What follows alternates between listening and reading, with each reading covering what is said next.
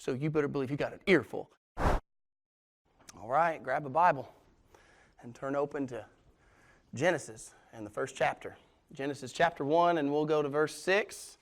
And I know that some of you think I'm not getting through 31 verses, but you're wrong. I'm getting through all these verses. It's not 31, it's 31 minus 5, so it's 26 verses, and that's way better. I like your math. All right. I want you to grab a Bible and find Genesis chapter 1.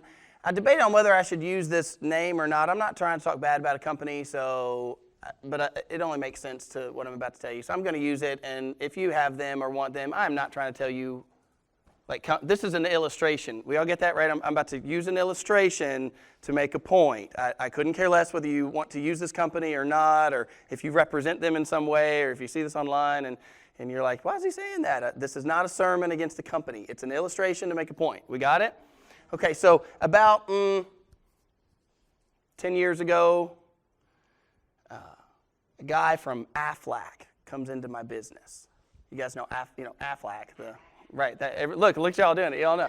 We all know one thing of Aflac. They have a duck, all right, or whatever it is. And so Aflac comes in, some representative comes in, and you have to understand that from my perspective, my life story was 18 years old, got married, 19 bought a house, and right as I turned 20 years old, we adopted or brought in 2 girls into our house that later would be adopted. And within 1 year of that, I had Sarah and I had Elijah. So we went from no kids to 3 kids in less than a year.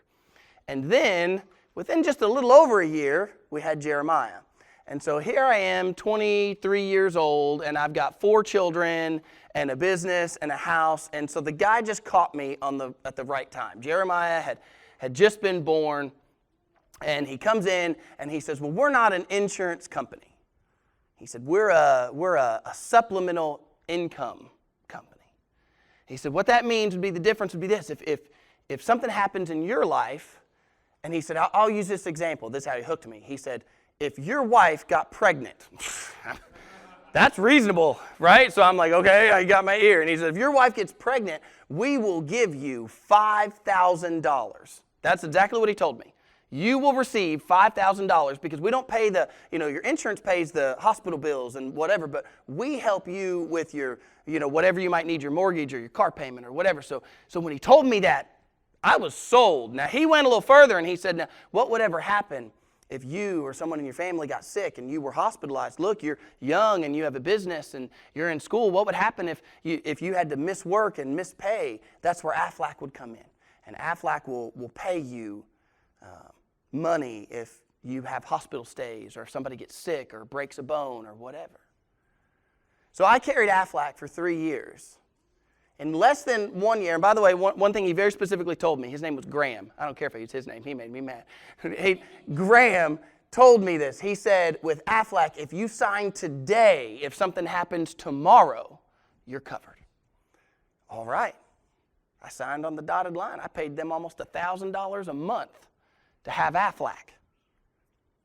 4 months goes by, and guess who got pregnant? It wasn't me. Sarah gets pregnant. I called Graham and I said, Graham, Sarah's pregnant. I need that $5,000. What do I do? He said, there's a 12-month clause.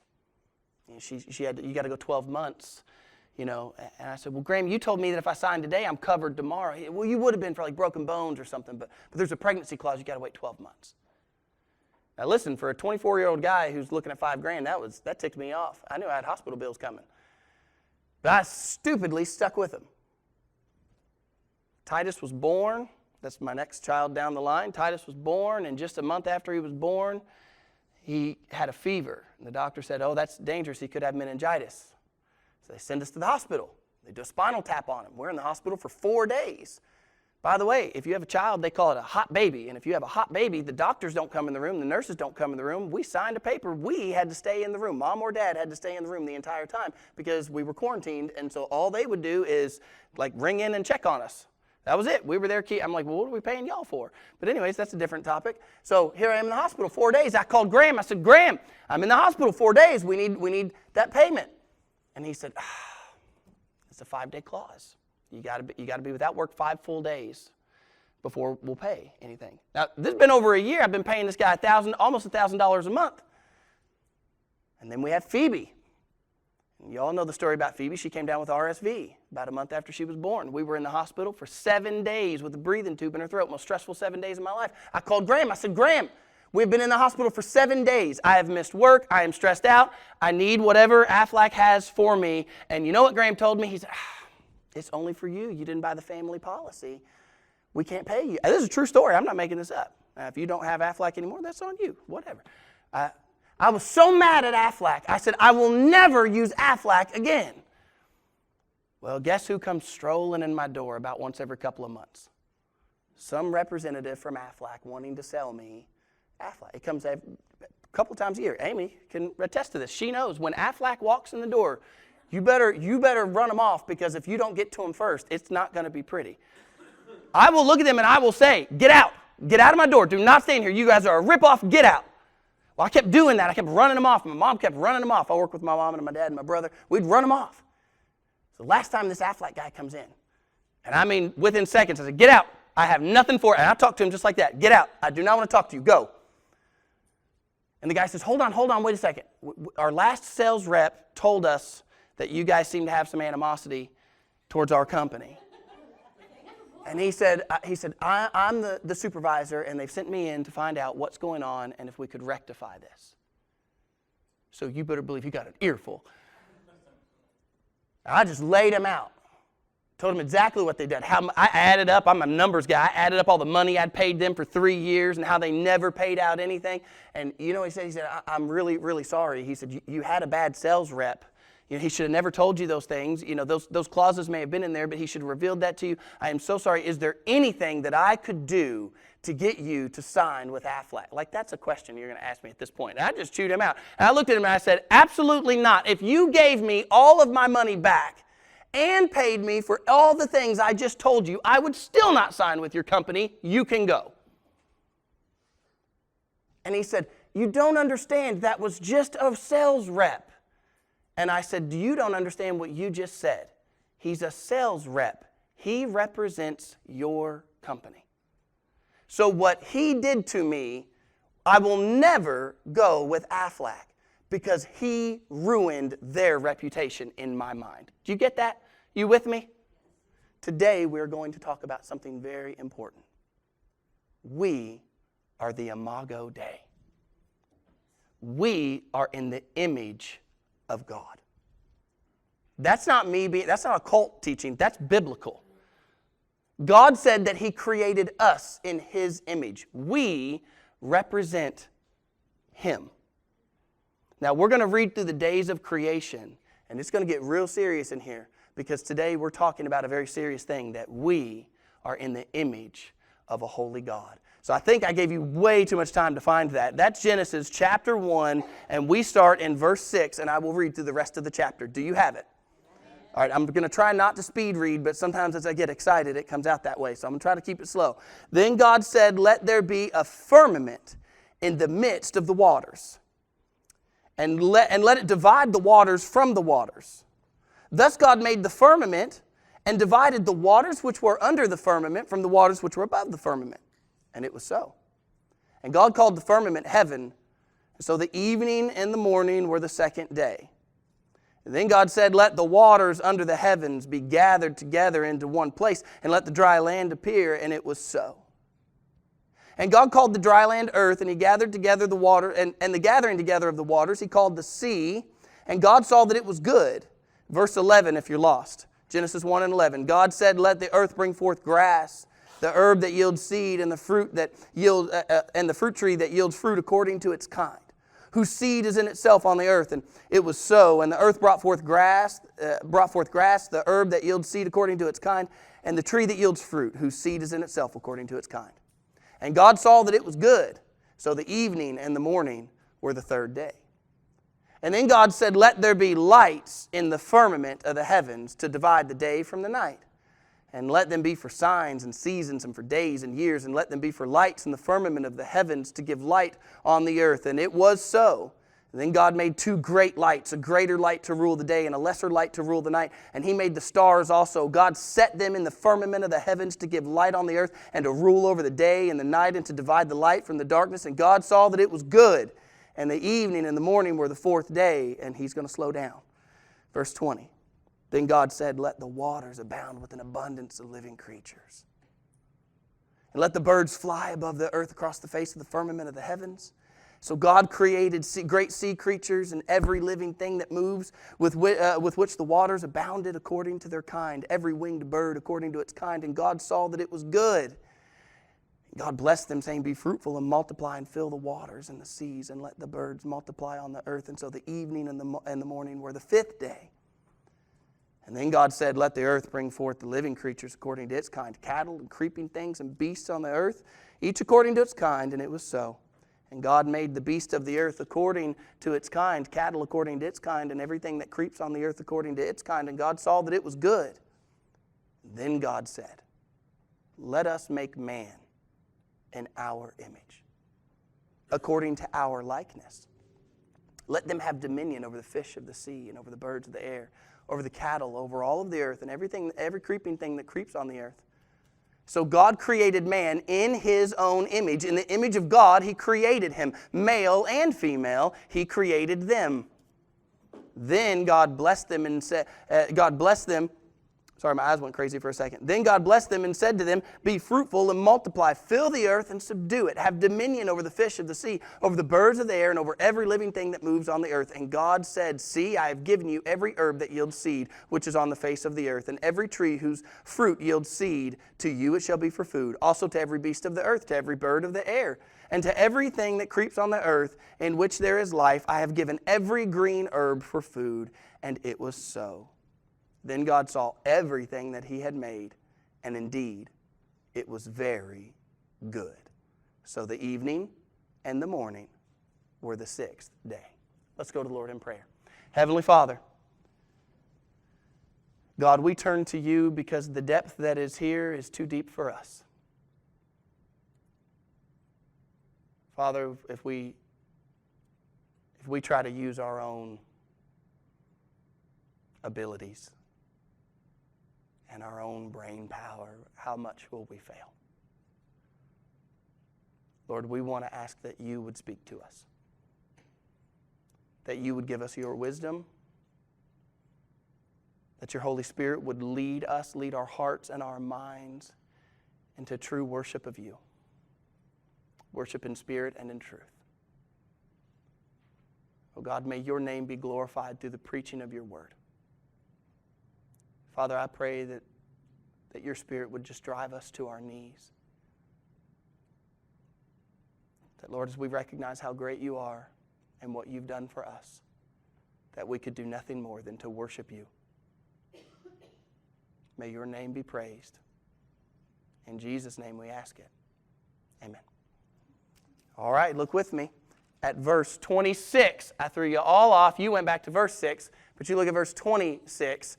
And I'm going to reference 26, and we'll keep coming back to that in verse 26.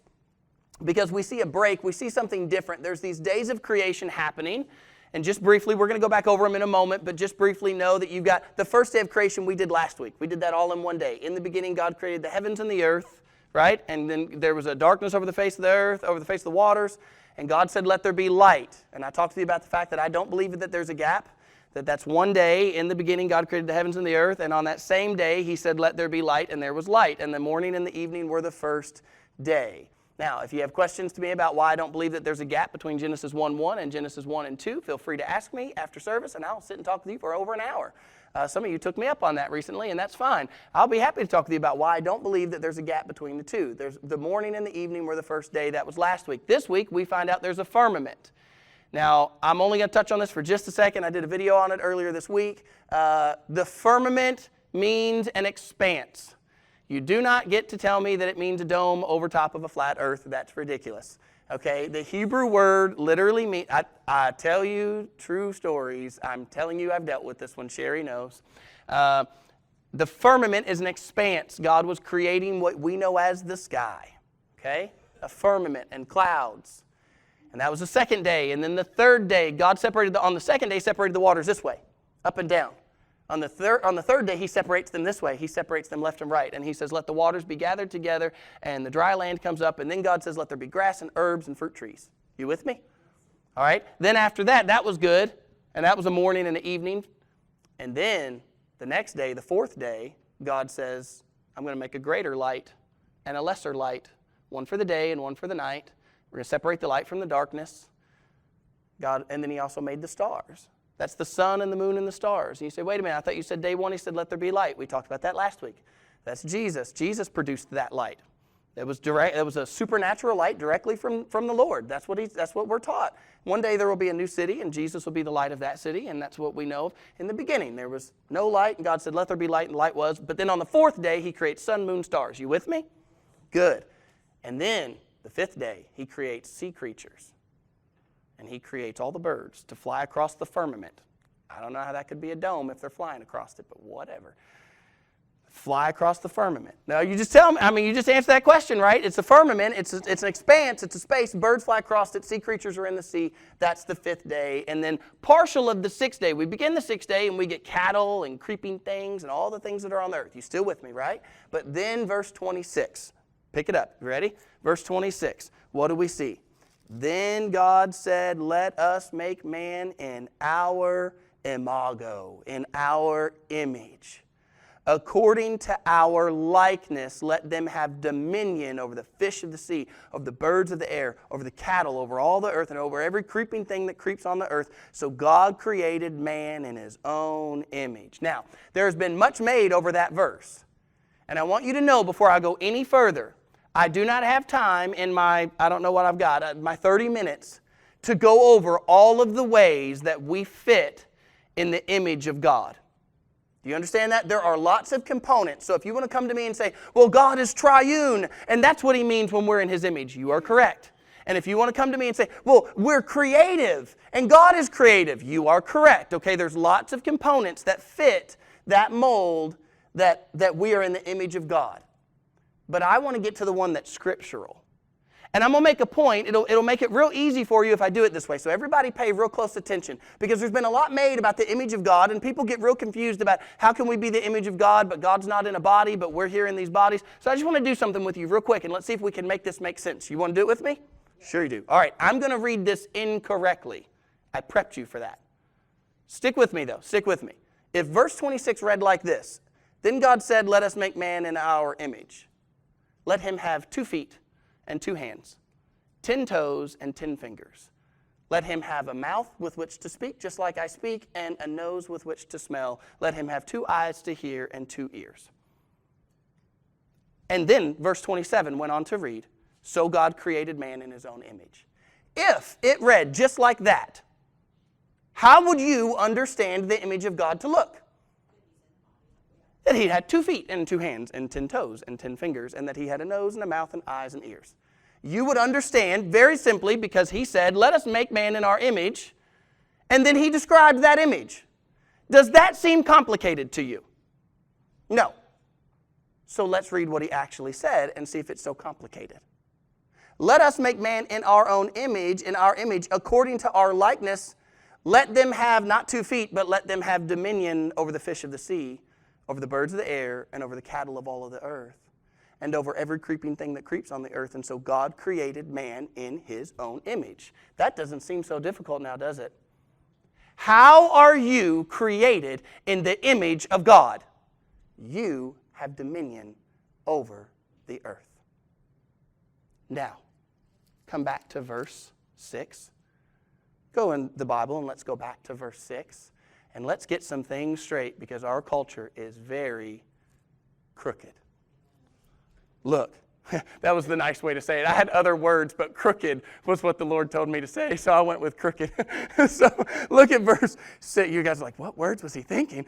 Guys, I'm human. Now look, verse 6. Then God said, let there be a firmament in the midst of the waters, and let it be divided the waters from the waters. Thus God made a firmament and divided the waters which were under the firmament from the waters which were above the firmament. Now some people take that and they believe that there is some sort of, in the beginning when God created the earth, that God made some sort of a water vapor barrier around the whole world.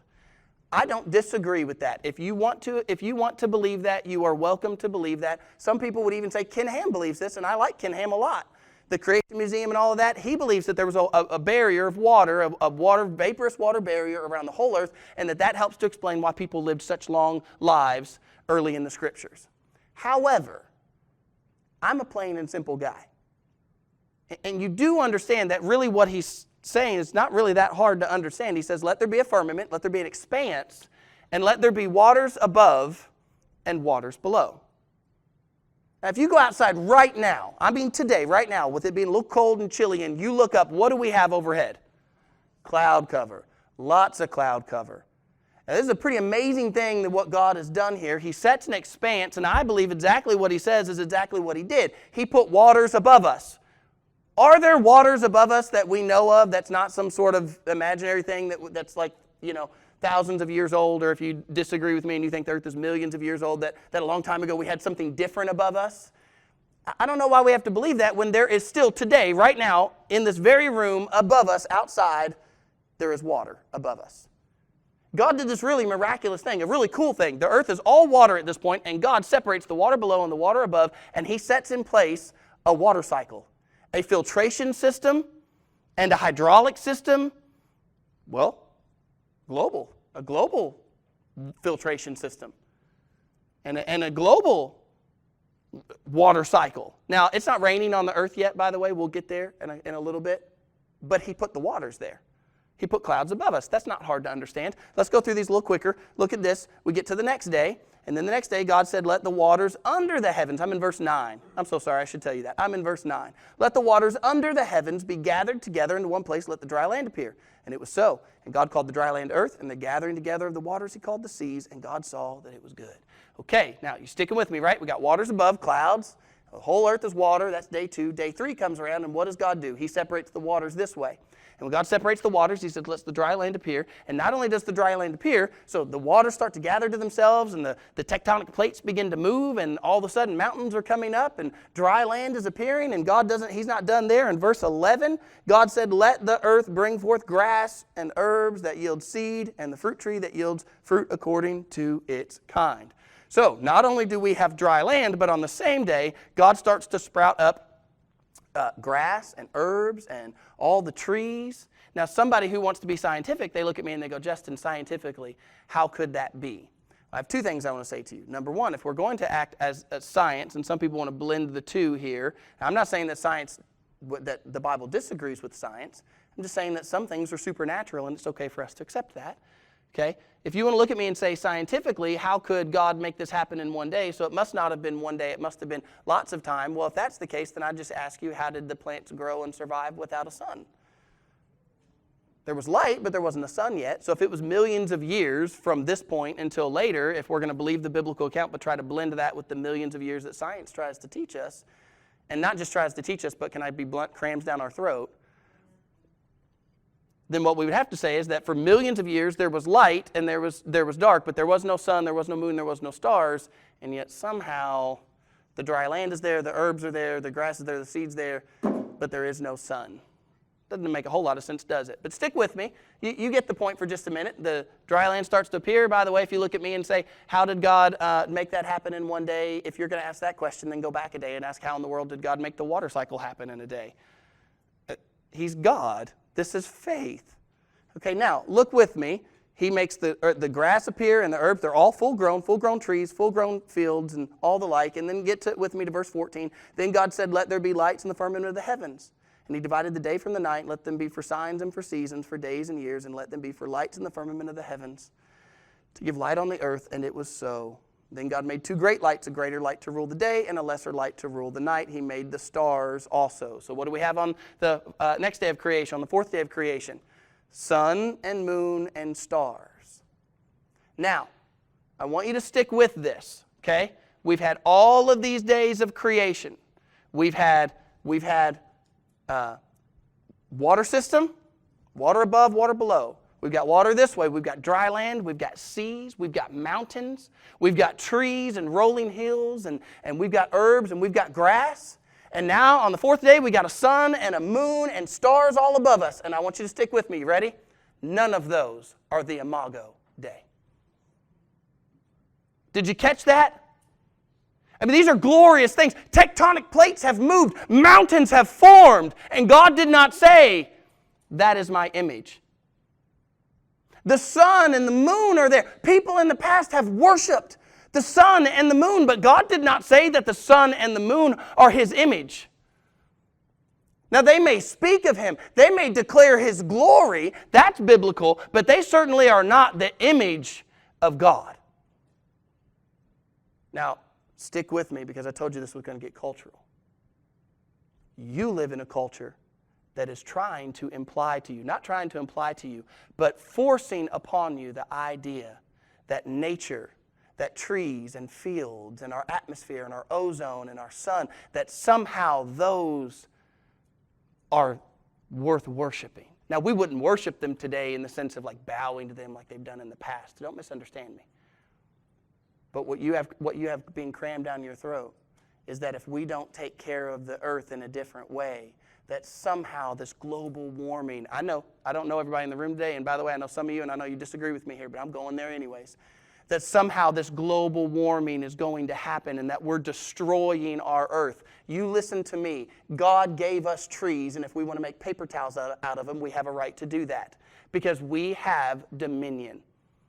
Now, I know some of you are like, well, where's he going with this? You listen to me. You're being told right now that you're causing a global warming.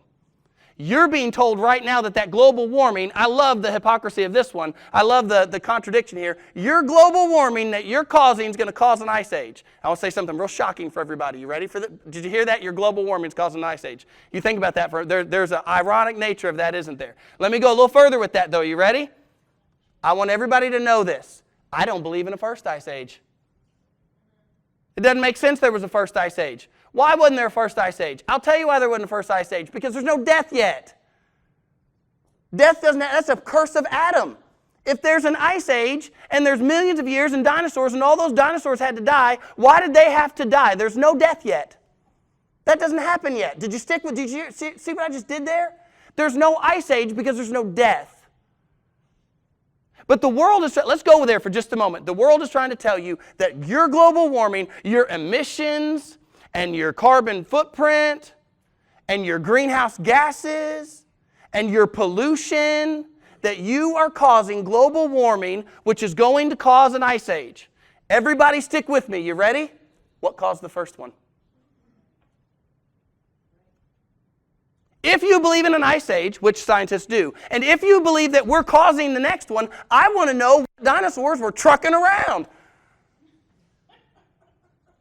Somebody answer it for me. Where were their trucks? Where were their greenhouse gases and their nuclear power plants? Where was their pollution? Oh, wait a minute. Because what the world is doing is worshiping itself. Look at these trees. Don't you want to protect the trees? Look at these fields. They're so beautiful. You listen to me. It is not wrong for a human being to make a city. He's supposed to make a city.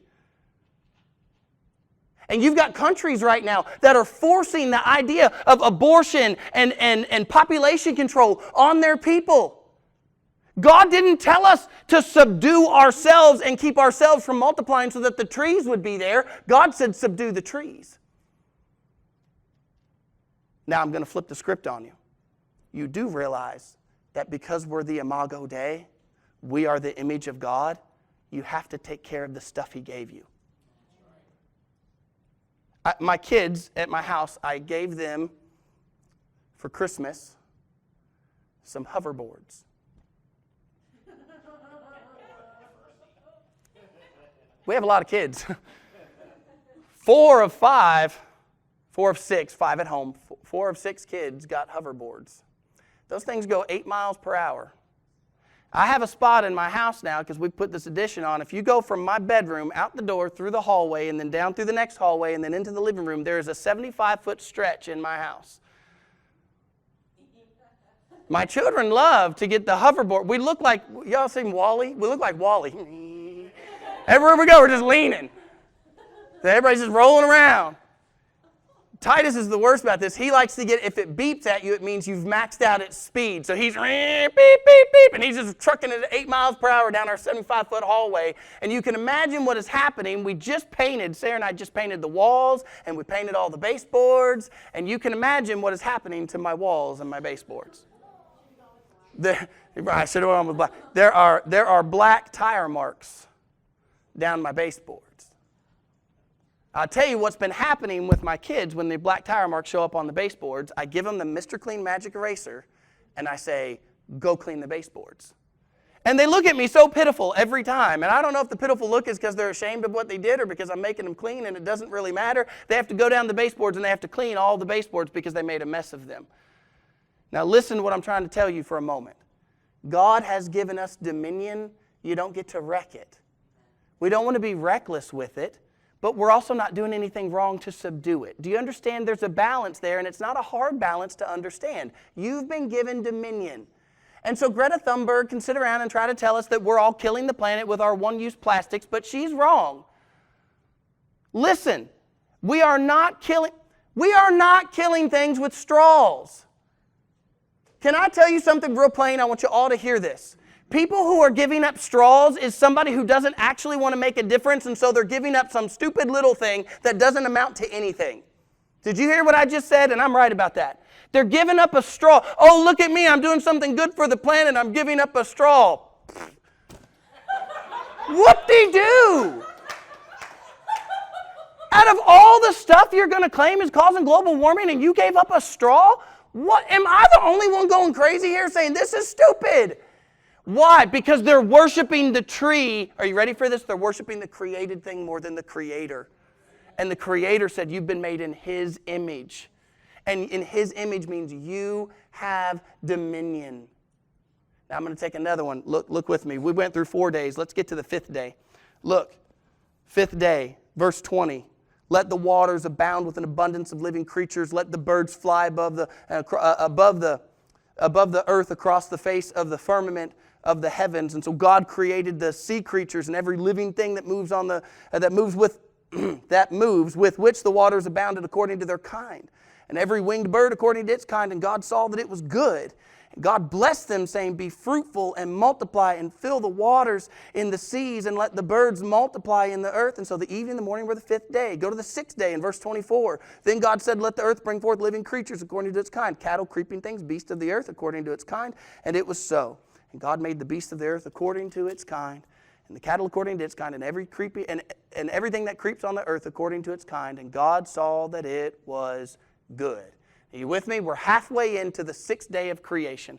5th day, birds and sea creatures. 6th day, we've got all the creeping things on the earth. And I want you to notice that not only are they not the Imago Dei, they are all according to their kind. You see, God made a separation in the very beginning, and it's been this way ever since, and you can look at all the evidence you want, but I'm telling you right now, stupid pictures with a little monkey that climbs up to be a man is nothing more than a picture. It's an artistic representation of what someone believes. Did you stick with me? What God made was fish, and you know what the fish did? They make more fish because they're according to their kind, right? And He made birds, and you know what birds make? Birds. Now, there might be finches, the little finches, and their beaks change, right? Charles Darwin, he saw the beaks changing. He still saw birds, guys. Stick with me. That's not hard. Look at what God is saying from the beginning. He makes fish according to their kind. He makes birds according to their kind. He makes creeping things, all the bugs. You know what caterpillars make? Caterpillars. And butterflies, but that's a whole process. There is no liger. There is no centaur. Doesn't work that way. Horses make horses. Dogs make dogs. As a matter of fact, species don't even really mix between each other, do they? I mean, you can't, and not unless somebody's genetically modifying stuff, you can't have a bat make a cat. Won't happen. I rhymed that on purpose. You can't make that happen. It won't work. Bats make bats. Cats make cats. It's just the way that God designed it. God designed an animal to be an animal. And He did not make them, I need everybody to hear this, He did not make them the Imago Dei. They don't have what we have. They don't possess what we possess. They don't have dominion. Let me give you an example. A few years ago, Jeremiah had been born. He was a toddler. and he's toddling around the house. We had a dog. We had a German Shepherd. Her name was Esther. Yeah, I know. I named my dog Esther. Whatever. And so we had this German Shepherd named Esther. And Esther was a sweet German Shepherd. She never gave us any trouble. She'd always been very sweet to the kids. The girls loved her. They cuddled with her. Man, Jennifer, when she was little, she used to like tug on her fur, and the dog never snarled, never growled, nothing. One day Jeremiah walked in the kitchen where the food bowl was, and that dog whipped around and she bit him in the face. And I don't mean that she snapped at his face. I'm telling you, he had puncture holes at the top of his brow and under his cheek. She literally bit his face. The only thing that stopped the dog was the other dog. I had a beagle, and the beagle attacked the German Shepherd the moment she bit the boy. That's a true story. That happened. The beagle went after the German Shepherd, so the German Shepherd turned on the beagle. I don't know what would have happened if the beagle hadn't have been there. Now, I ask you this question logically. What do you think happened to Esther? Bye-bye, Esther. I'm telling you this right now. I was so angry I could have killed her with my bare hands, but I didn't. I took her to the vet, and I let the vet euthanize her, and I put her down. And the vet said, you're doing a good thing. It's smart that you're putting her down, because now that we know that she's a biter, if you kept her and she bit somebody else, you would be liable, even if that was your own kids or somebody else. She's a biter, and you really need to put her down. And we did. We put her down. Tom offered a couple of times. I almost took him up on it. I was thinking about saving the $40 and taking her out to the property and just popping her. You want to know why? Because she's a dog, and she bit the boy. What? You know why Harambe died? I know, too soon? No, it's not. It's been a long time. Get over it. You know why Harambe died? That little boy, his mom should have taught him to behave better. He shouldn't have fallen in that pit. Okay, you're right. But you don't shoot the boy, you shoot the gorilla, because the gorilla was going to rip the boy in half. The gorilla is not the Imago Dei. We are. See, here's the difference. If a boy gets in a fight with one of my boys, if some neighbor boy gets in a fight with one of my boys, do I take him to the vet and put him down? No. Why not? What's the difference? Turn in your Bibles. Look real quick. Look in your Bibles to Genesis 9 and verse 6. Look at Genesis 9 and verse 6. Why did I kill Esther, but I won't kill a little boy who fights with one of my boys? Genesis 9 and verse 6. Whosoever sheds man's blood, by man's blood shall be shed. Why? For in the Imago Dei, in the image of God, He made man. We are higher than the rest of the created order here on earth. We're a little lower than the angels, that's biblical, but on this earth, we are higher than the animals. They are not the Imago Dei, we are the Imago Dei. We have dominion over them. And just like with plants, and just like with trees, and just like with our ozone layer, should we take care of these things? Absolutely should we take care of the animals. But they are animals. Now, I want you to hear this. I know I'm going a little long, but you got to stick with me on this. The problem is not that our culture is losing the idea of the Imago Dei. The problem is that those without God have never understood the Imago Dei. You see, when I understand that God has created man in His own image, it changes the way I view the entire world. I'll give you a few examples. The Imago Dei answers racism. If you were to say that the Imago Dei, the image of God, was hands and feet and legs and arms and eyes and ears, would you tell me that someone who is deformed is not in the image of God? If you would tell me that the image of God was a physical image, then I ask you, is it more male or more female? Because God said He created them both, male and female. Which one is closer to God? Out of all the trillions upon trillions of people who have been on the earth, which one looks most like Him? And Jesus is not a fair answer. I know, we all know that. But listen, we're talking about the image of God. And the image of God is not it's not our physical person. It is the fact that human beings have been made in His image, and that sets us apart. We have been set apart because we are in the image of God. I want to read something for you. This comes from Chief Justice during a Supreme Court hearing of Dred Scott versus Stanford. This was a Supreme Court hearing when a slave wanted to be freed, and it went all the way to the Supreme Court. And here's what a Supreme Court justice said. It was Supreme Court Justice John McClain. He said this: "A slave is not mere chattel. He bears the impress of his maker, and he is destined to an endless existence." Red, yellow, black, and white, we're in his image. You get it? I'm going to take it further, though, because I need to make this real practical. You do realize that the Imago Dei answers the problem of pornography and molestation and rape that we have in our culture. If you don't think that pornography and rape and pornography and molestation are linked, you are a fool.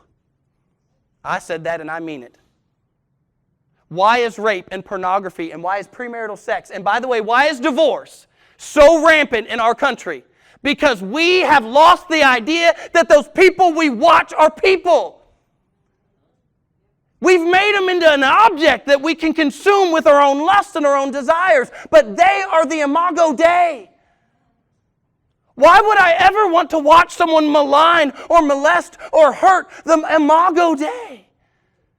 This is the image of God, and when I realize that it's the image of God, it changes my perception.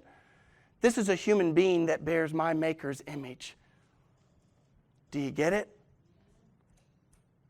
It's the Imago Dei. Everything changes. And I want to give you one more, and I promise I'm going to close with this. The Imago Dei, the image that I bear of God, it changes my image of myself. I want you to get this. I want you to stick with this. Look, let's just finish up the chapter real quick. I want to make sure I finish this.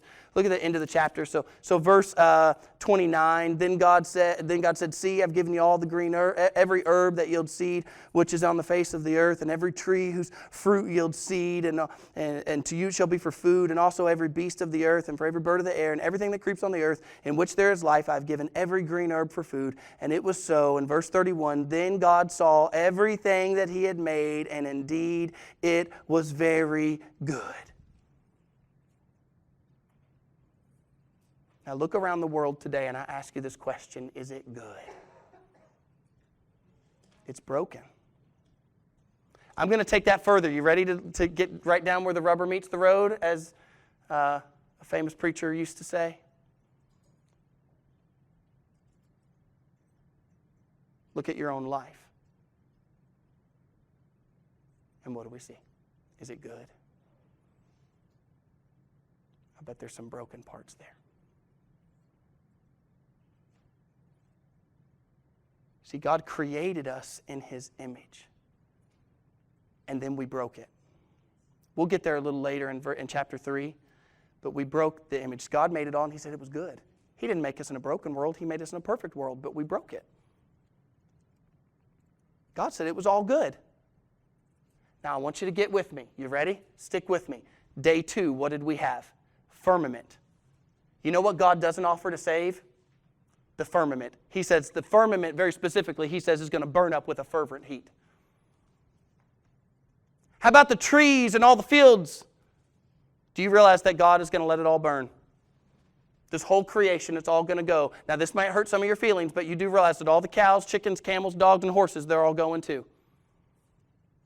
They don't have souls. They're not eternal. They don't bear the image of God. God's not going to save them. All the sea creatures, all the whales, all the dolphins, God's not going to save them. But get this, I want you to understand this. You bear his image, and of all the created order, the sun and moon and stars are going away. But he'll save you. Did you catch that? All of this created stuff. And he said of all of it, you're the image of me, and I'll save you. And even though you broke it, I'll restore it. I'll make it new. You're the only created thing that God is going to take with him. When it all burns up with a fervent heat, everything else goes, but you don't have to. Did you catch that? The Lord wants you because you're created in his image. He made you in his image. And so no matter how low I want to think of myself, no matter what awful I've done, don't you understand? God knew that, and He sent His own Son Jesus to bear the price of that so that me, stupid little me, sinful old me, can have a relationship restored with Him. You and I are the Imago Dei. He's made us in His image. I close with this question. Have you accepted the restoration that He'll give you through His Son Jesus? You're an eternal being. You say, what about people who don't believe in Jesus? Are they eternal? Yeah, they're eternal. They're just going to spend it in a different place. You are an eternal being. Will you spend that eternity with your Maker who put His mark on you? Let's all stand up on our feet, go to the Lord in prayer.